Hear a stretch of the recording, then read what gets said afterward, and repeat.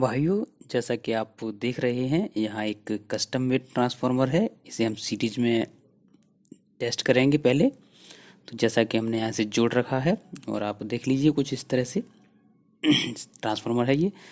तो इसमें कई सारी वाइंडिंग्स हैं। कस्टम मेड का मतलब ही यही है कि हम अपनी मर्जी के मुताबिक टेपिंग्स निकाल सकते हैं। नीचे जैसे कि आप देख रहे हैं 12 0 12 की है, 0 12 की है। इस तरह की यहाँ आपको 5 पॉइंट्स दिख रहे हैं। और ऊपर की अगर बात करें तो बीच में हमारा सेंटर में जो है वो ग्राउंड या 0 वोल्ट है। उसके साइड वाले 30 0 30 और सबसे लास्ट में 45 0 45 है। तो इस तरह का ये ट्रांसफार्मर है। और ये किस किस एम्पलीफायर में लग सकता है वो भी हम आगे देखेंगे। पहले टेस्टिंग कर लेते हैं। तो चलिए पहले मैं इसे सीरीज़ में ही टेस्ट करके फिर बताता हूँ आपको। तो जैसा कि अभी लगा हुआ है सीरीज़ में, तो इसकी हम 30 वोल्ट वाली वाइंडिंग पहले चेक करेंगे। एसी 200 वोल्ट की रेंज में पड़ा है जैसा कि मीटर। तो 24 वोल्ट कुछ हमें मिल रहा है यहाँ पे। और साइड वाली वाइंडिंग 45 वाली देखेंगे तो उस पर 38 यानी कि 38 हमें मिल रहा है दोनों तरफ। बाइंडिंग में कोई प्रॉब्लम नहीं है। सेम ही आउटपुट वोल्टेज हमें दोनों तरफ मिल रहा है। और बीच का हमारा 0 होता है जो कि दोनों ही वाइंडिंग्स पे काम करेगा, चाहे आपकी 45 की हो या 30 की हो। तो ये इस तरह से यहाँ ट्रांसफार्मर है। तो चलिए इसे डायरेक्ट सप्लाई पे चेक कर लेते हैं एक बार कि हमारा कितना वोल्टेज बनता है। तो चलिए जैसा कि मैंने क्लिप किया हुआ है एक टर्मिनल अपना, तो देखिए 47 वोल्ट यहाँ बनता है। और 47 वोल्ट ही लगभग लास्ट वाली कॉइल पे बनता है। 31 हमारी मिडल वाली कॉइल्स पे बनता है जो कि 30 वोल्ट की लाइन है। तो यहाँ इस तरह से ये काम कर रहा है। ठीक है, तो ये यहाँ हो गया इस तरह से। और अगर हम इसकी बात करें तो 600 वोल्ट में डालते हैं कि हमें इनपुट वोल्टेज कितना मिल रहा है वो भी अगर हम देख लें एक बार। तो चलिए मैं दिखाने की कोशिश करता हूँ कि यहाँ देखिए 234 33 29 थोड़ी सी फ्लैक्चुएशन अप डाउन चल रही है।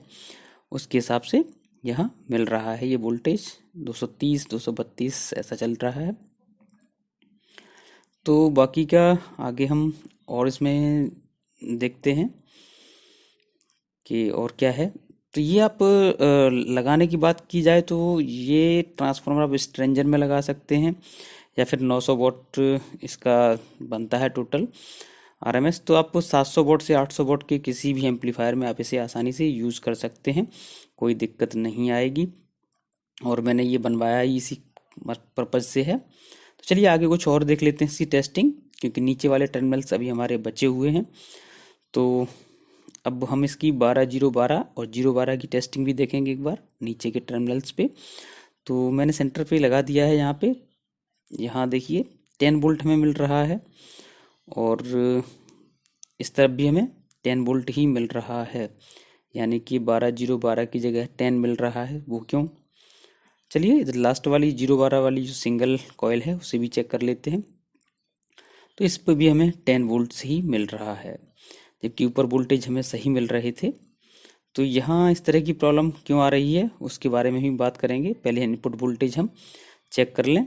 देखिए आपके सामने क्लिप कर दिया है और सीधे लगा के देखा तो वही इनपुट सेम है 233 वोल्ट के समथिंग। तो अब भी इसका सोल्यूशन क्या होगा, कैसे कर सकते हैं? तो देखिए यहाँ 600 वोल्ट से हम पहले से 200 वोल्ट में डालेंगे मीटर को, फिर चेक करेंगे दोबारा से। तो देखिए हमें 12 वोल्ट पूरा मिलेगा।